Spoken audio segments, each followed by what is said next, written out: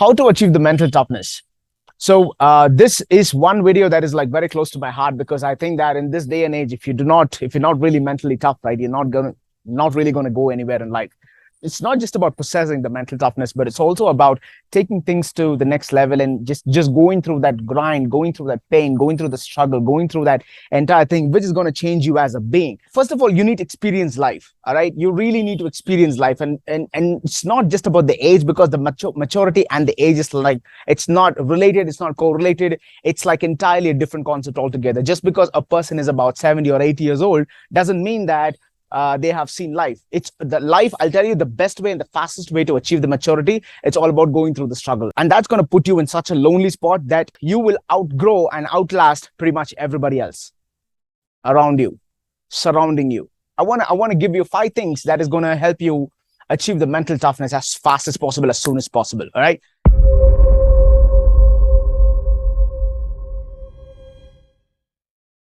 Number 1, action. Action trumps everything.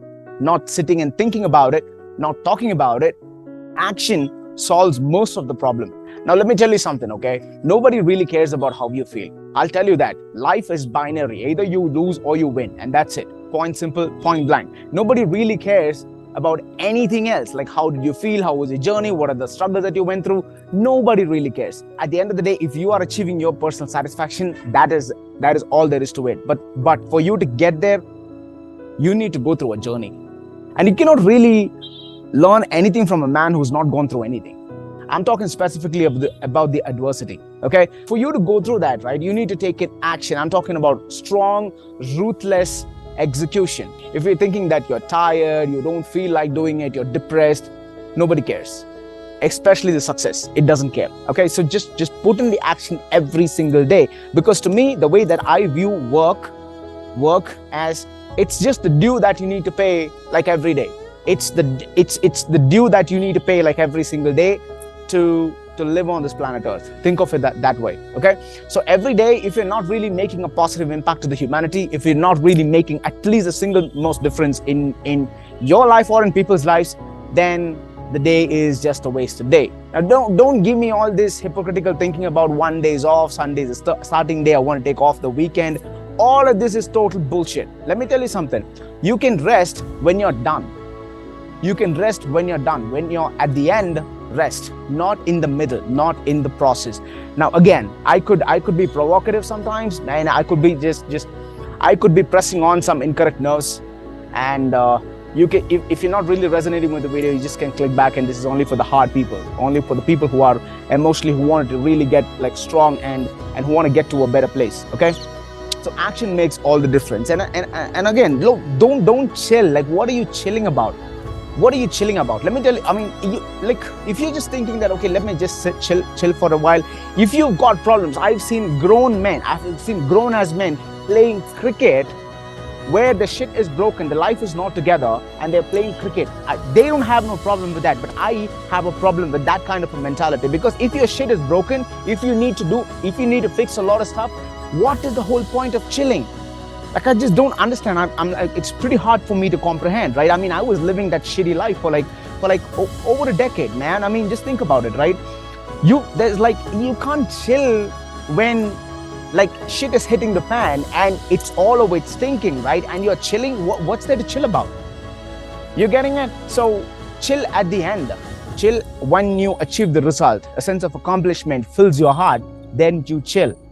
All right, which brings me to point number 2, fail.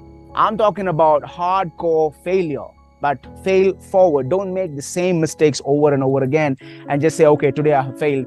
It's not about the failure. It is about what are you learning from it and what are you doing, everything within your capacity to not repeat that mistake again and again, the next failure and the next failure. So reading is one side of it, but you can learn so much from failure, because I'll tell you something, the best teacher in life is pain. Pain can teach you so much. So it's all about execution, one hand, but when it fails, you're going to learn from it. Okay. So always try to look forward and don't get too stuck in the past. saying that, oh, I have failed and I have failed. How long are you going to be sitting and regretting about it? Regret, guilt, shame, all of these are negative emotions, and you don't want to mess with the negative emotions. Okay, so always fail, but make sure you fail fast, fail forward. Because I'll tell you what, your problems, only you can solve your problems. Nobody can.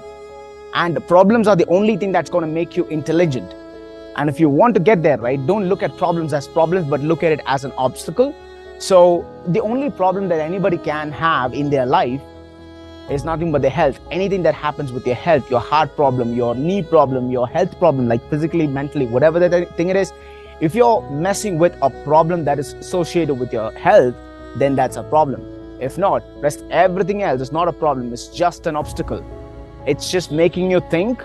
And when you think, you get ideas. When you implement the ideas, it happens, it doesn't happen. Whatever it is, you get smarter, you get intelligent. So yeah, embrace failure, which brings me to third one. Don't be fat.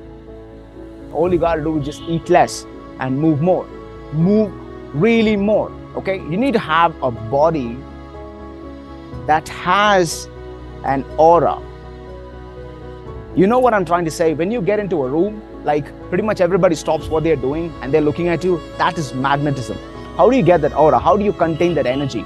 Not by giving that energy to everything and everybody. That's not the way how it works. Okay, so stop being fat, because being fat makes you slow.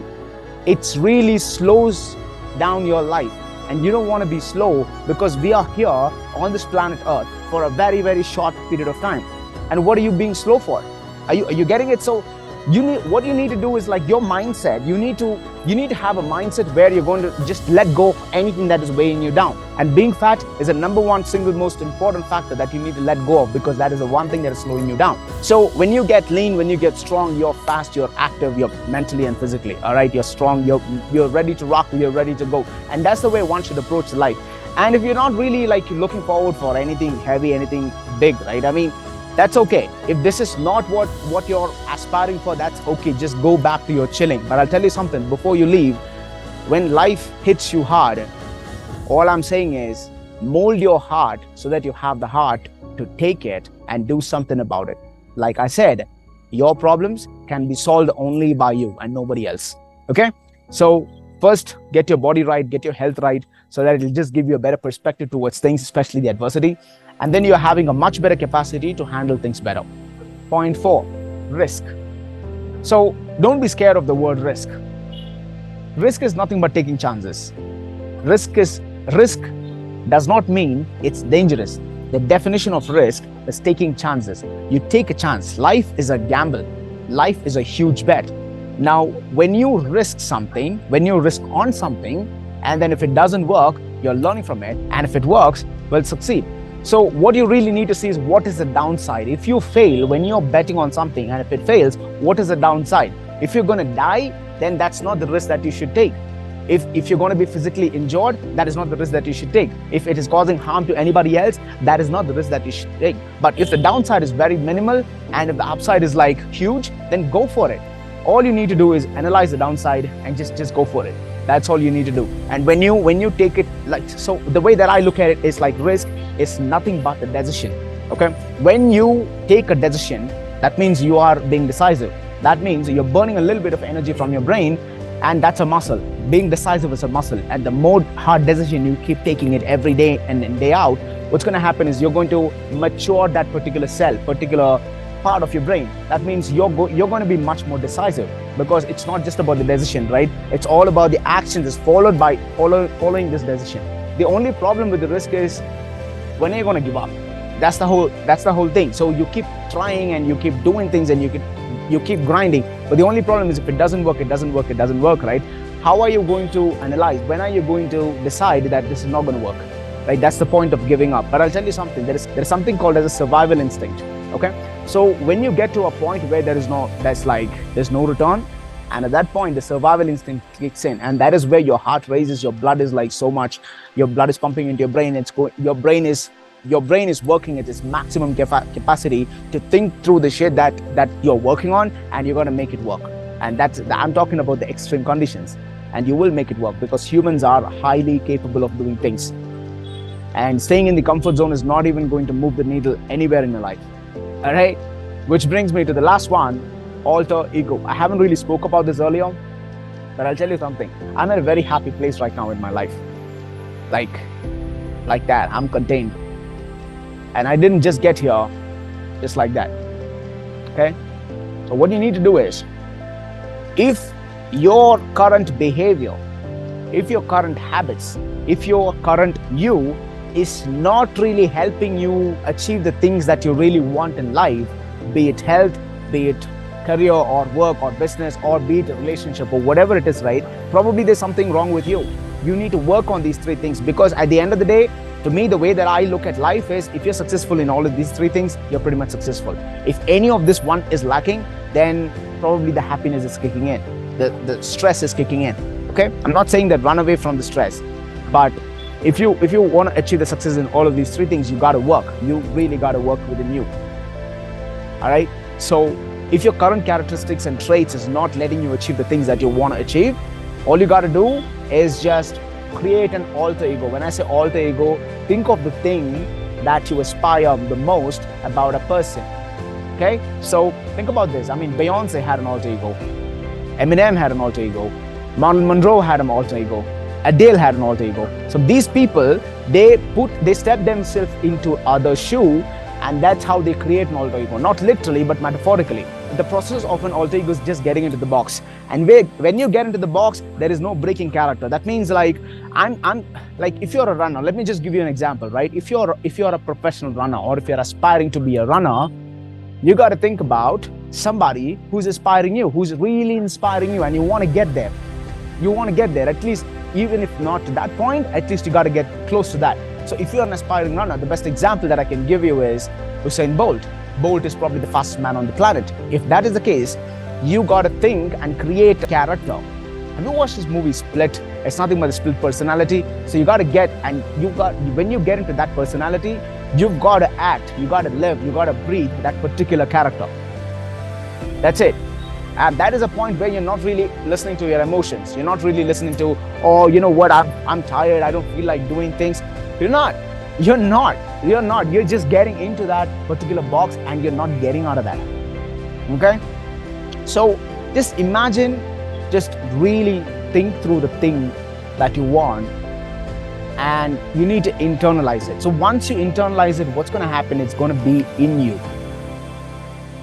Okay? When things get in you, that is when you act like you're possessed. Okay? Then you're literally creating a different being altogether, and that's the way you operate life. That means you don't really have no time for anything else, because you know exactly what you want, and you're so focused that you gotta get, and you're gonna sit down only after you get it. I'll see you on the next video. Peace.